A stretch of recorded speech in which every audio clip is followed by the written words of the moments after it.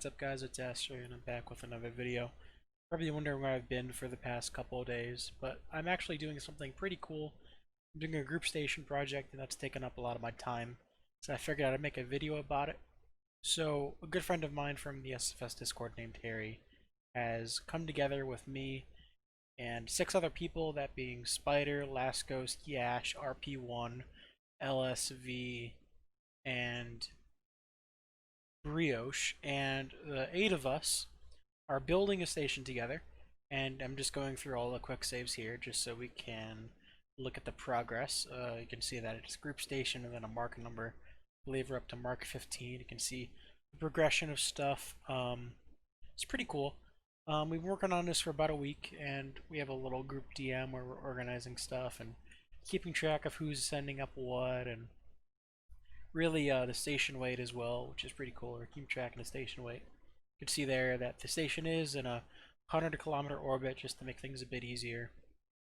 And we're trying to keep it semi-realistic, so we're not doing crazy stuff. We have like fuel cores, we have habitation modules, solar panels, docking adapters, satellite dishes, all that kind of fun stuff. See here that the station is slowly growing in size as we go through the quick saves. And I believe there's a couple things we've done to make the station a bit more interesting. So obviously we have a color palette being white, gray, and orange. And also, as you probably have noticed by now, this is a no-clip station, which means it's entirely vanilla. There's no BP editing and no part clipping. And that includes the rockets as well.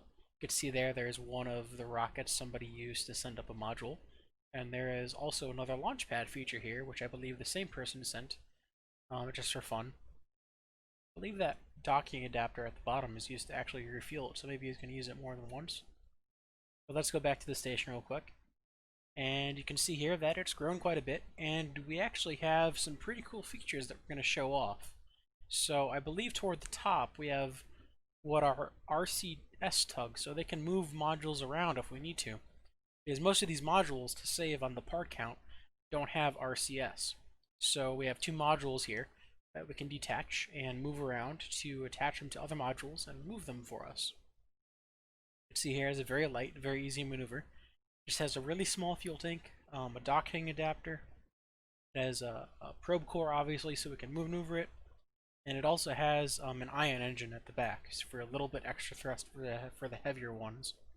See, we're going to attach it to the satellite module here, which I believe Yash sent up, and we're going to move it just up to the top of the station to demonstrate how the RCS tug works.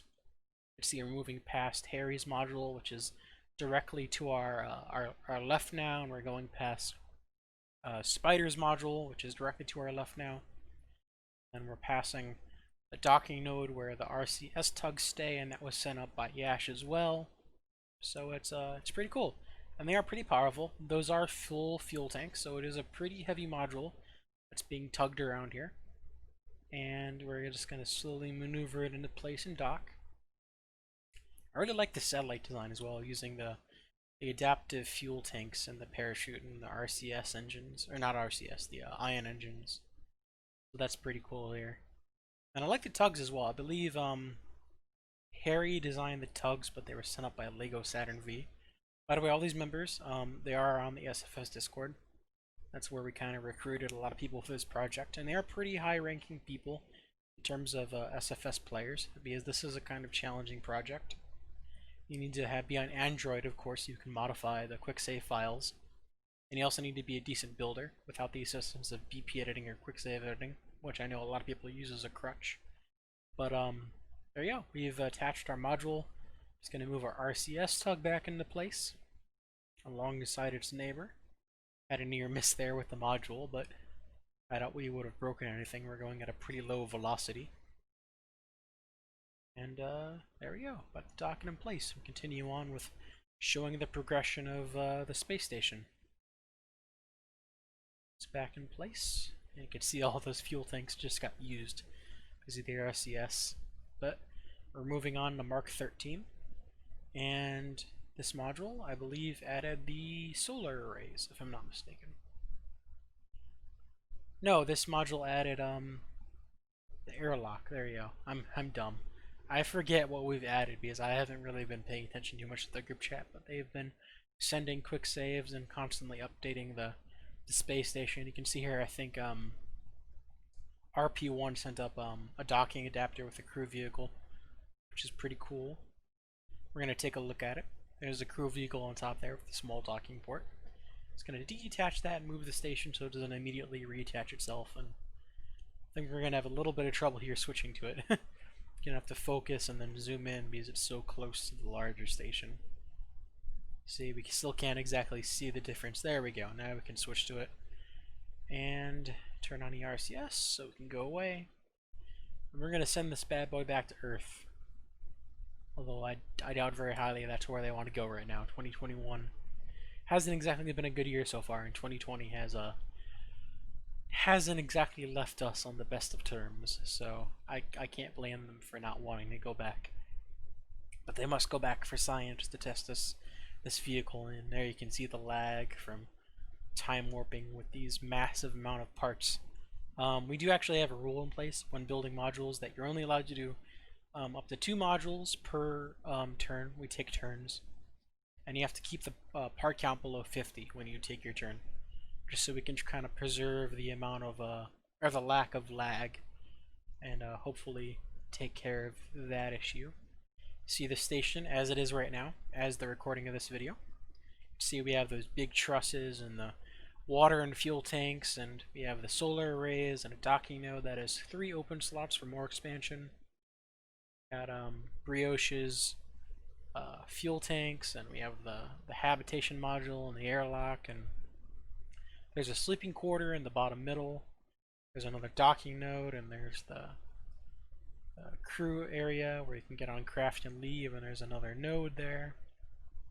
And the satellite we've already seen, and it's already blown past all me. I can't keep up.